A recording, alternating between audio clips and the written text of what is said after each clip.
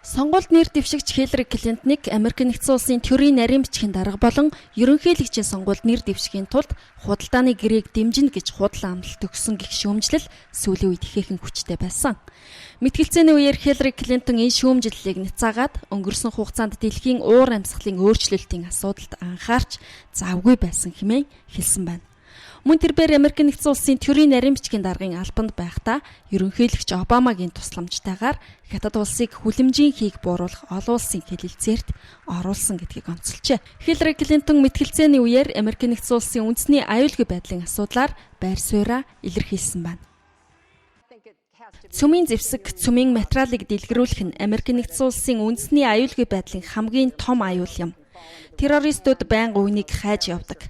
Тиймээс бид байнга сонор сэрэмжтэй байх ёстой бөгөөд цөмийн материал буруу гарт орохоос сэргийлэхийн төлөө дэлхийн нийтээр нэгдэх хэрэгтэй. Хиллари Клинтоны дөрвөн өрсөлдөгч нь үндэсний аюулгүй байдлын сэдвийн хүрээнд өөрсдийн байр суурийг илэрхийлсэн байна.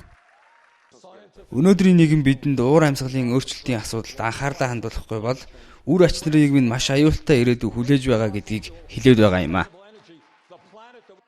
Хиллари Клинтоны хүчтэй өрсөлдөгч болох сенатч Берни Сандерс энэ удаагийн сонгуулийн кампанит ажлын мань үндсэн зорилт бол Америкийн баячуудын эзэмшиж байгаа баялагын хуваарлалтыг тэнцвэржүүлэх явдал гэдгийг мэтгэлцээний үеэр онцолжээ.